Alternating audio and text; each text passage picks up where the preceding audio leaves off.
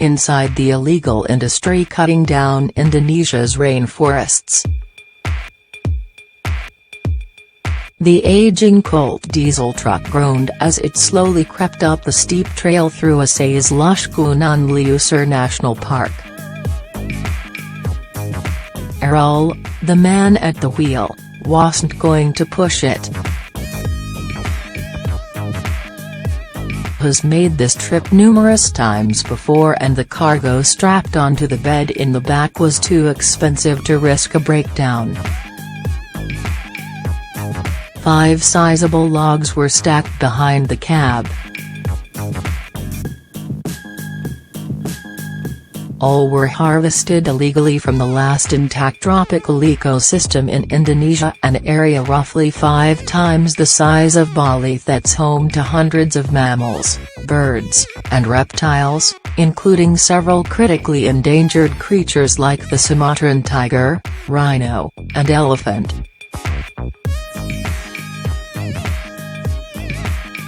I'm always careful when I do this, because before we bring the logs to the boss, we always have to make sure the current situation is safe, Errol told Vice.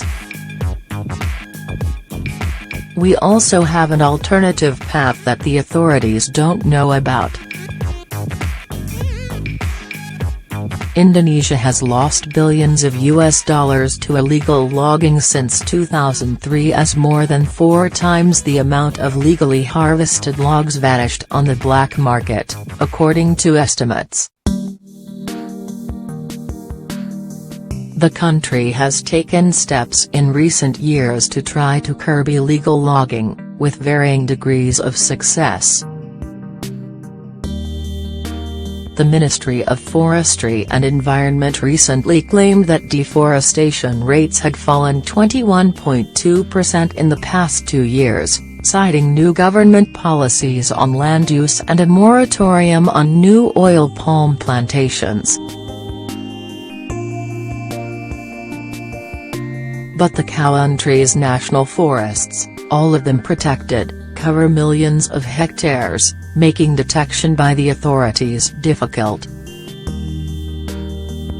On the ground, illegal loggers like Errol operate without arrest, feeding an industry that's proven surprisingly resilient. The level of illegal logging in Leuser has more than doubled since 2016, according to estimates by the non-profit Leuser Conservation Forum, FKL.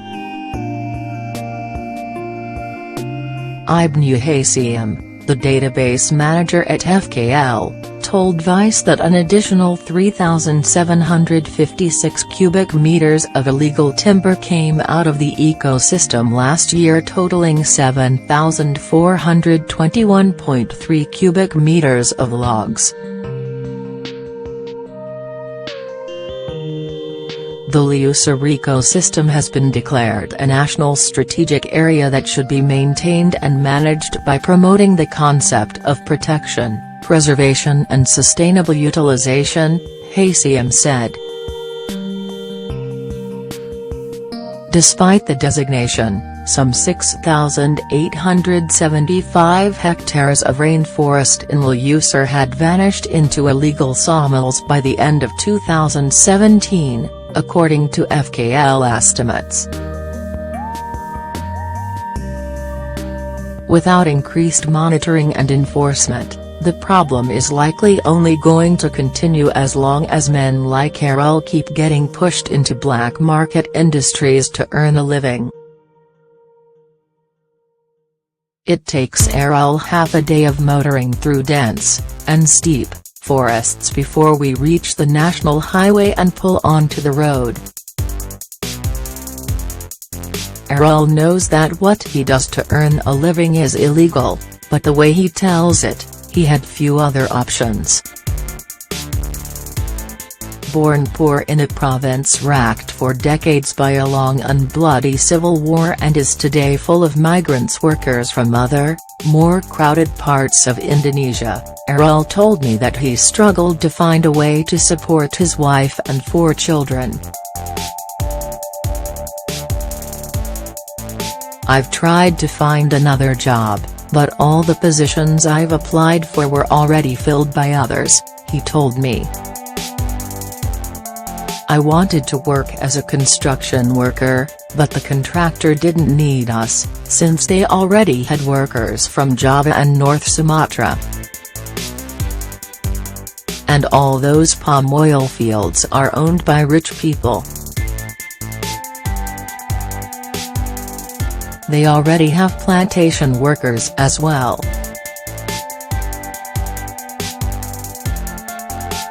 We are poor.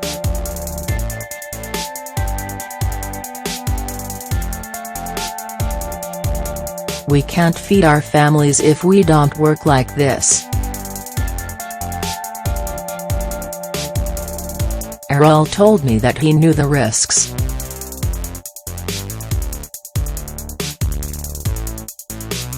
Illegal logging in a protected forest can land him behind bars. And the pay isn't even all that great.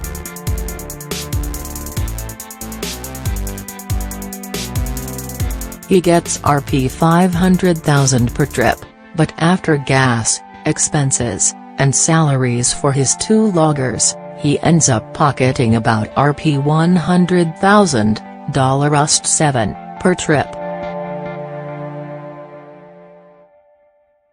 "We make 2 trips every day, so I can get Rs 200,000, $14, Errol told me. "It's enough for my family's needs."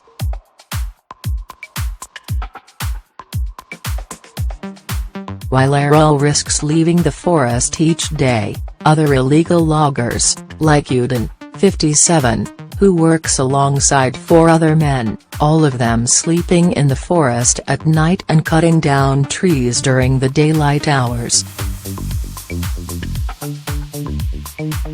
"Every day I can cut down 1 to 2 cubic meters of timber," Udin told Vice.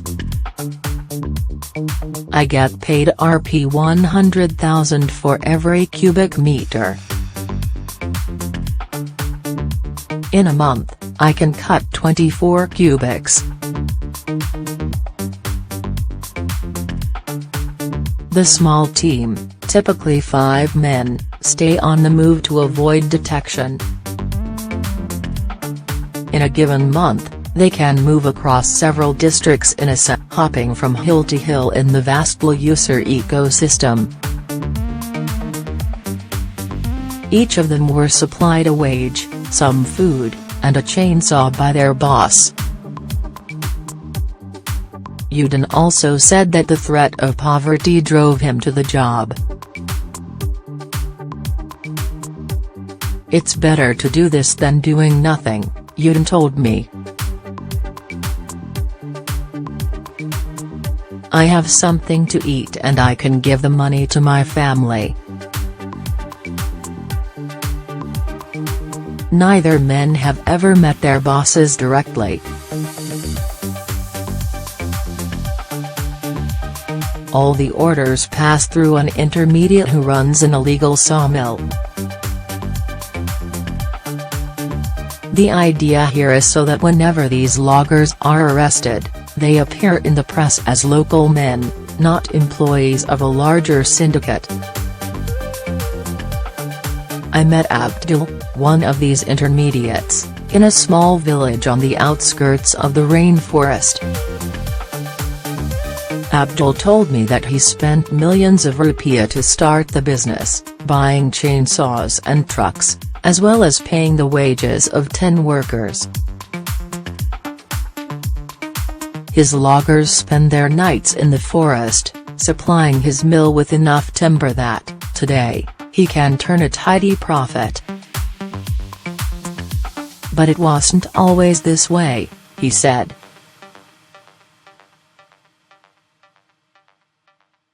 Back in 2009, before he met a big boss, or Peng Long, who lives in Banda Aceh, he struggled to get his timber to market. "The first time it was kinda hard, because I didn't know any Peng Long, but everything is easy now," Abdul told me. Now everything is available.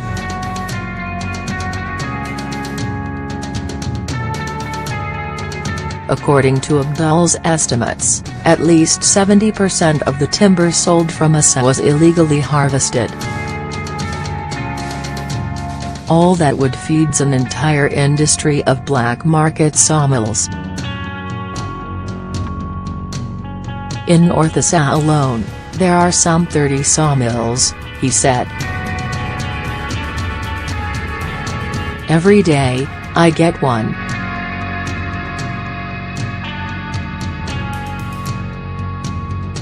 "5 tons of timber from illegal loggers," he said. "It's been weeks since I spent the day with the illegal logging teams, and I can't help but wonder how many more nights Yudin has spent out there in the forest. And now many more logs left Leuser on the back of Eral's truck to disappear into the global supply chain. But what sticks with me most of all is how all these men told me that it was poverty that drove them into the forest. And that idea, oddly enough, also fills me with hope, because if the police and military can't stop the loggers, maybe raising the welfare of Asa will."